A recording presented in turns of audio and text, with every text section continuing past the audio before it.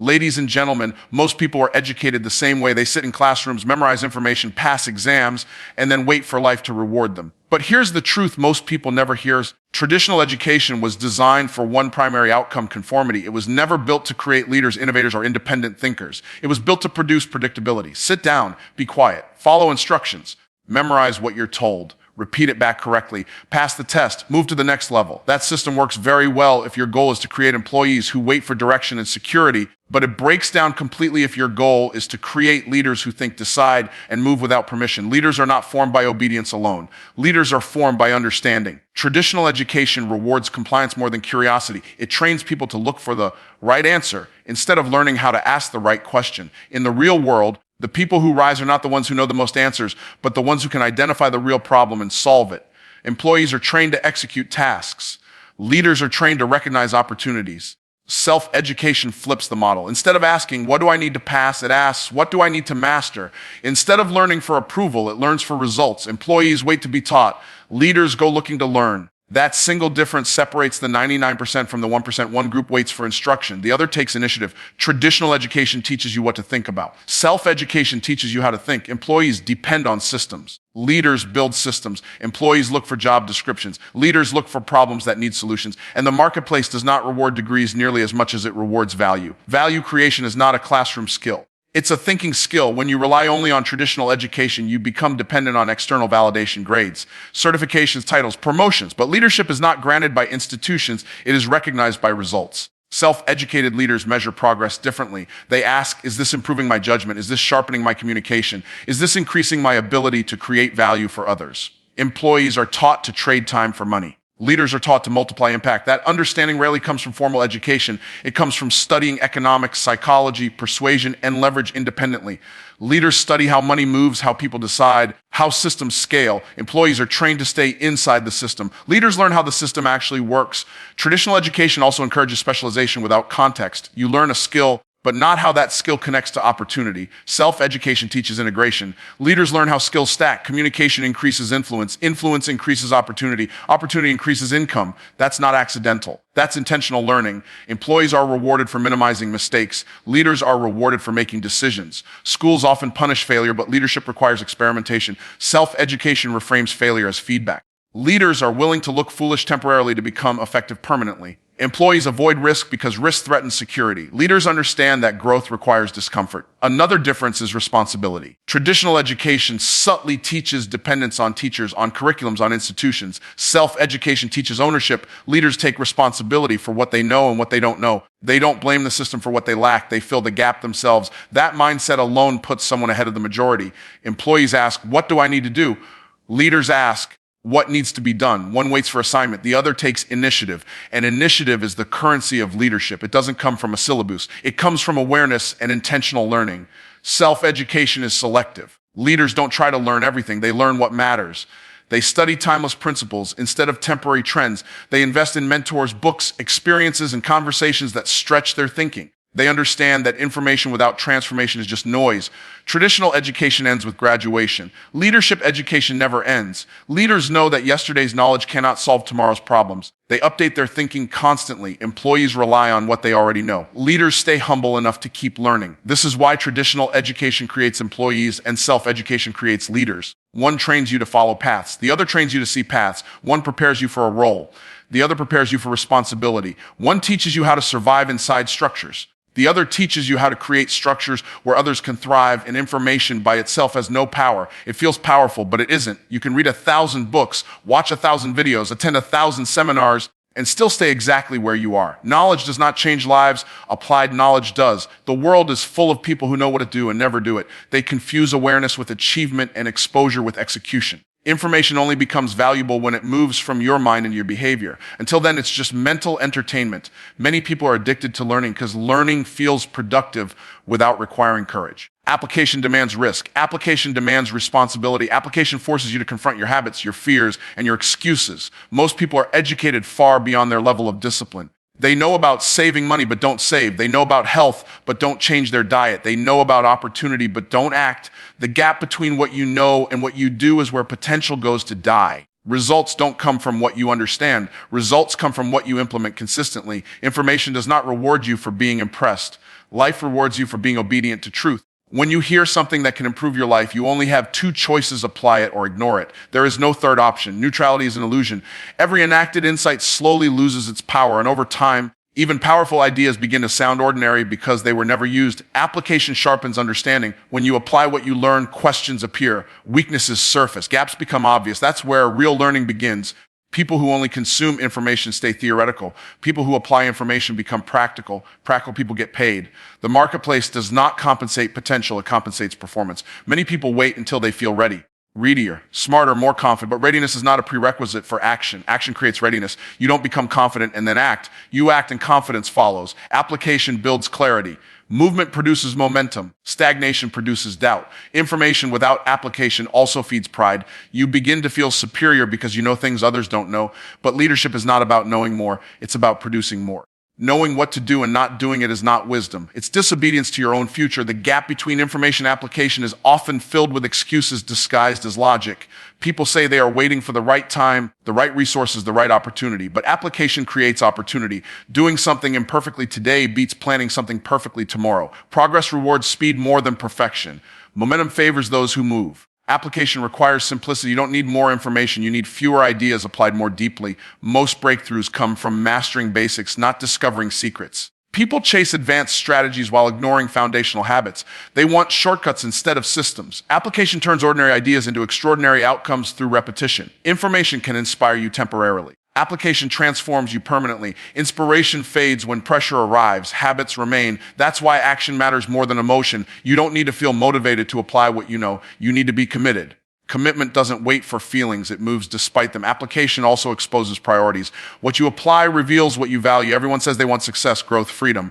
But behavior tells the truth. Your calendar and your actions reveal your real beliefs. If you truly believe something could change your life, you would act on it. The problem is not lack of access to information. We live in the most informed generation in history and one of the least disciplined. Too much information has created paralysis. People are overwhelmed, not ignorant. The solution is not more content, it's decisive action. Small applications compound. One conversation practiced daily improves communication. One financial habit applied consistently builds stability. One principle lived out transforms identity. Application aligns your actions with your intentions. Over time, that alignment creates credibility with yourself. When you apply information, you gain authority. Not because you talk about ideas, because you embody them. People trust results more than opinions. They follow consistency more than charisma. Application makes you believable. The difference between those who rise and those who stay stuck is not intelligence. It's obedience to what they already know. Life does not respond to what you intend to do. It responds to what you repeatedly do. Information sits idle until you activate it through action, and the moment you apply what you learn, knowledge stops being theoretical and starts becoming leverage. Most people are trained to follow instructions, not to understand foundations. They learn steps, formulas, and methods without ever asking why those methods work. That approach feels safe because procedures give clarity, but clarity without understanding creates dependence. When conditions change, procedures fail. Principles do not. Principles are the invisible laws that govern outcomes. And once you understand them, you can adapt to any environment. Procedures tell you what to do in a specific situation. Principles explain why certain actions work in every situation. Procedures are temporary. Principles are timeless. When you rely on procedures, you succeed only as long as the environment stays the same. When you understand principles, you can create success even when everything changes. That is why people who understand principles consistently outperform those who only memorize steps. The world is constantly shifting. Technology evolves. Markets rise and fall. Industries disappear and new ones emerge. Procedures become obsolete faster than ever. People who build their lives on procedures feel lost when change arrives. People who build their lives on principles see change as opportunity. They are not confused by disruption because they understand the underlying forces at work. Principles travel. A person who understands the principle of value can succeed in business, relationships, leadership, and influence. A person who understands leverage can multiply results in time, money, and energy. Procedures cannot travel. What works in one company, one economy, or one season often fails in another. Principles work everywhere because they are not tied to circumstances. Many people confuse learning procedures with mastery. They feel confident because they know what buttons to push, what scripts to follow, what steps to repeat. But confidence built on procedures is fragile. When something unexpected happens, fear replaces confidence. Principle-based confidence is different. It's calm, it's flexible, it's resilient. It doesn't panic under pressure because it understands cause and effect. Education systems often prioritize procedures because they are easier to test and standardize. Principles require thinking. They require interpretation and judgment. That makes them harder to teach, but infinitely more valuable. When you understand principles, you no longer need constant supervision. You can make decisions independently. Independence is the foundation of leadership. Principles compound over time. When you apply them consistently, results multiply. The principle of consistency itself demonstrates this. Small, correct actions repeated over time produce massive outcomes. Procedures often create short-term wins. Principles create long-term growth. People who chase quick results without understanding principles burn out. People who live by principles build something that lasts. Another difference is transferability. A person trained in procedures must be retrained for every new role. A person trained in principles can move between roles with ease. They see patterns. They recognize opportunities others miss. They don't need to be told exactly what to do because they understand what needs to happen. Principles also protect you from manipulation. When you don't understand principles, you rely on experts blindly. You follow advice without discernment. Understanding principles gives you filters. You can evaluate information instead of absorbing it. You know when something violates a fundamental law, no matter how convincing it sounds. Most failures happen not because people break procedures, but because they violate principles. They want success without value, growth without discipline, reward without responsibility. Principles don't negotiate. They operate whether you acknowledge them or not.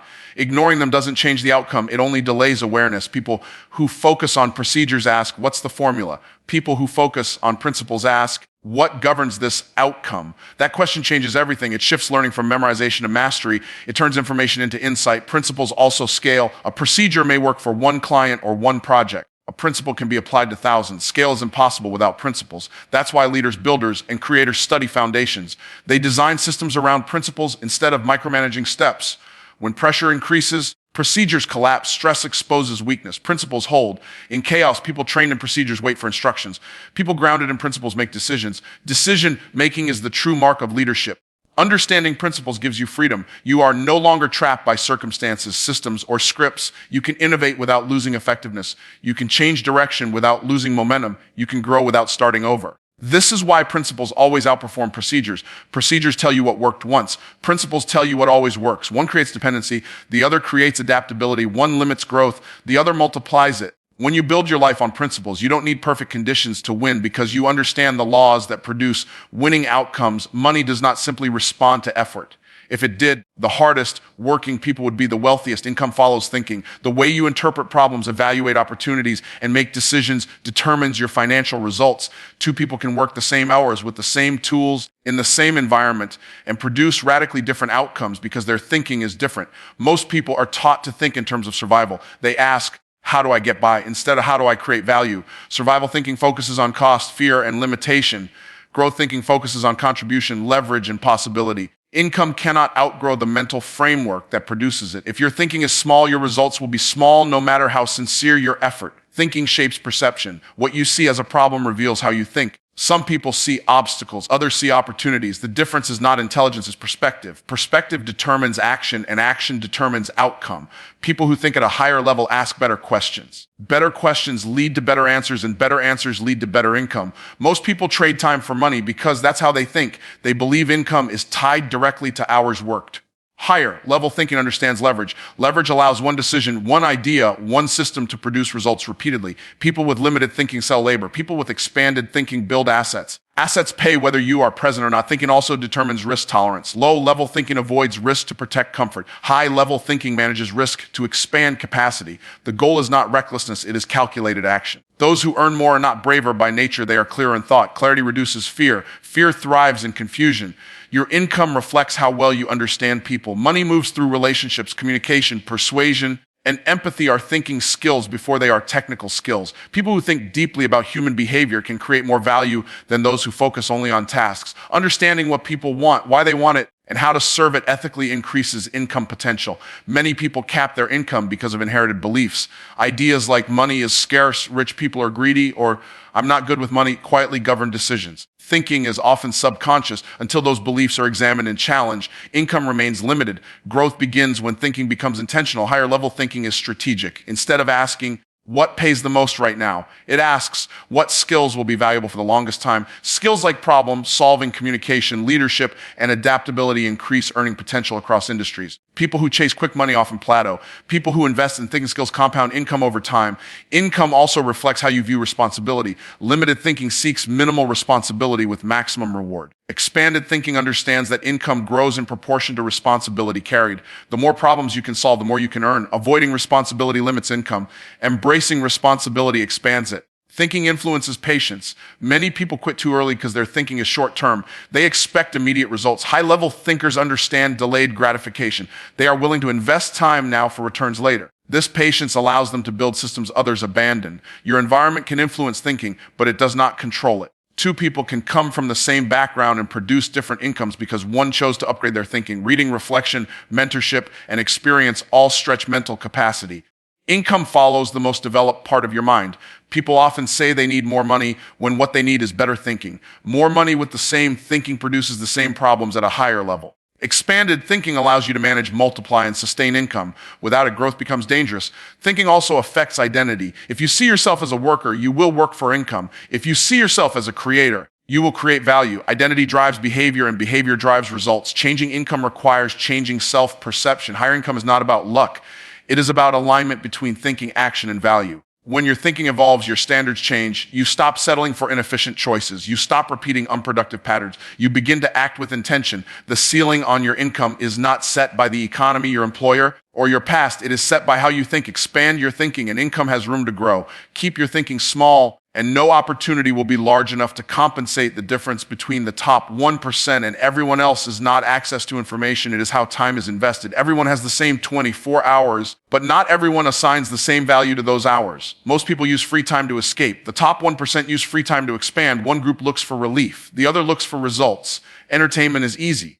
It requires nothing from you except attention. You can consume it tired, distracted, and passive. Learning, on the other hand, demands intention. It asks you to focus, to think, to wrestle with ideas that stretch you. That is why entertainment is crowded and learning is lonely. Comfort attracts the masses. Growth attracts the disciplined. The top 1% understand something most people ignore. What you feed your mind daily shapes who you become permanently. Random input produces random output. Intentional input produces direction. People don't drift into excellence. They drift into distraction. Excellence is always chosen on purpose. Daily learning compounds quietly. 30 minutes a day doesn't feel powerful, but over a year it rewires how you think. Over years it changes how you decide. The top performers don't binge learn occasionally. They invest consistently. They treat learning like hygiene, not like a special event. You don't brush your teeth once a month and expect results. They don't learn once in a while and expect transformation. Entertainment trains the brain to seek stimulation. Learning trains the brain to seek understanding. One builds impatience. The other builds depth. People who live on entertainment struggle with focus because their attention has been trained to chase novelty. People who invest in learning can sit with complex problems because their mind has been trained to engage, not escape. The top 1% are selective. They don't consume everything available. They choose content that improves judgment, communication, awareness, and skill. They understand that not everything that feels good is good for them. Just like food, mental consumption affects performance. You can't live on sugar and expect strength. You can't live on noise and expect clarity. Entertainment often rewards you with emotion. Learning rewards you with leverage. Emotion fades quickly. Leverage lasts. One insight applied correctly can outperform years of effort. The people at the top are not obsessed with being amused. They are obsessed with being effective. Effectiveness creates freedom. Entertainment only creates temporary relief. Another difference is intentional boredom. The top 1% are not afraid of silence. They use it to think. Thinking is uncomfortable for people addicted to stimulation. Silence exposes unresolved ideas. It forces reflection. That reflection leads to insight. Insight leads to better decisions. Most people say they are too busy to learn, yet they always find time to scroll, watch, and consume. Time is not the issue. Priority is. What you make time for reveals what you value. The top 1% value growth more than comfort. They understand that entertainment today often steals progress tomorrow. Learning does not always feel exciting. Sometimes it feels repetitive. Sometimes it feels slow, but repetition builds mastery. Mastery creates confidence. Confidence allows decisive action. Entertainment provides excitement without progress. Learning provides progress without excitement. The disciplined choose progress. The top 1% also review what they learn. They don't just consume information, they revisit it.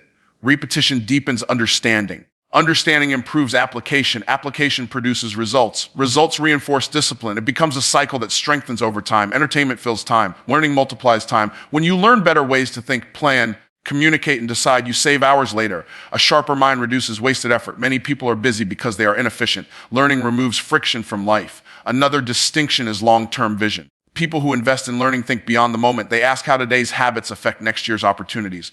Entertainment is rooted in now. Learning is rooted in later. Delayed gratification is not denial, it is strategy. The top 1% also understand that learning does not always come from formal sources. They learn from books, conversations, failures, mentors, and observation. They treat life as a classroom. Every experience becomes data. Every mistake becomes instruction. Entertainment often numbs dissatisfaction. Learning exposes it. Growth makes you aware of gaps. Awareness creates tension. That tension pushes change. Many people avoid learning because it confronts who they are versus who they could be. Entertainment allows them to forget that gap for a while. Daily learning sharpens discernment. You begin to recognize patterns. You see opportunities others overlook. You detect risks earlier. This awareness is not accidental. It is trained over time. It separates leaders from followers. The top 1% don't reject entertainment entirely. They simply don't let it dominate. They control it instead of being controlled by it. They decide when and how much. Most people let entertainment decide for them. What you repeatedly give your attention to becomes your default way of thinking. If your attention is always pulled outward, depth disappears.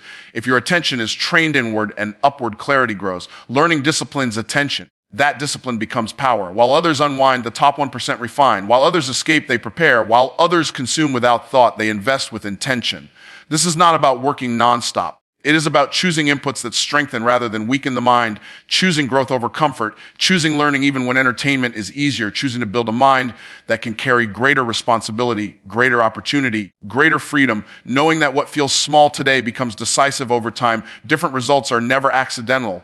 They are always the product of different choices made consistently over time. People often want extraordinary outcomes while maintaining ordinary habits. That combination never works. If you do what everyone else does, you will get what everyone else gets. Distinction requires deviation. Most people copy behavior without questioning outcomes. They follow routines because they are familiar, not because they are effective. They wake up the same way, think the same thoughts, respond the same way, and wonder why nothing changes. Repetition without reflection produces stagnation. Change begins when you question the normal. Different learning creates different filters. You begin to see opportunities others overlook because your mind has been trained differently. You interpret information through a unique lens. That lens shapes decisions. Decisions shape direction. Direction determines destination. Small shifts in learning create large shifts in life. Many people believe success is about intensity, but it is more about alignment. When your learning aligns with your goals, progress accelerates. Random learning produces scattered results. Focused learning produces momentum. The people who rise study what directly improves their thinking,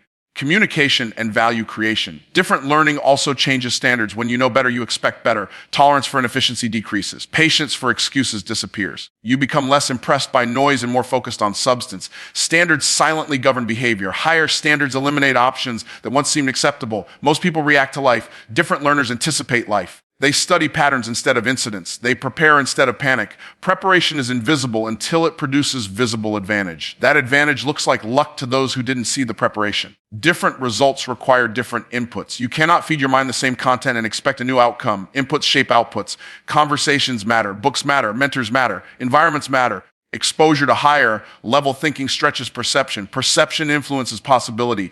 Different learning also builds confidence, not the loud kind, but the grounded kind. Confidence that comes from understanding rather than hope. When you understand principles, systems, and consequences, decision-making becomes easier. Indecision fades when clarity increases. Many people wait for motivation to change. Different learners change to create motivation. Action fuels emotion, not the other way around. Learning that leads to action builds evidence. Evidence builds belief. Belief reinforces behavior. Different results require patience. Uncommon outcomes are built slowly. Most people quit because results lag behind effort. Different learners understand compounding. They stay consistent when progress feels invisible. They trust the process because they understand the mechanics behind it. Learning differently also reshapes identity. You stop seeing yourself as a participant and start seeing yourself as a contributor. That shift changes how you show up. You speak differently. You choose differently. You carry yourself differently. Identity drives behavior more than goals ever will. Most people aim to fit in. Different learners aim to grow. Growth often requires standing alone. New standards separate you from old environments. That separation is uncomfortable but necessary. You cannot rise while clinging to habits designed for average outcomes. Different learning encourages ownership.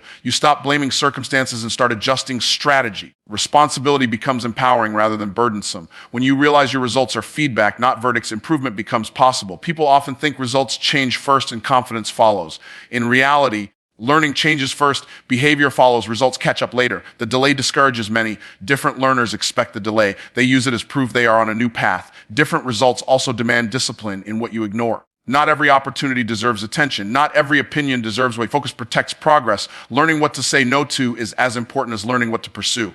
Most people are busy but not effective.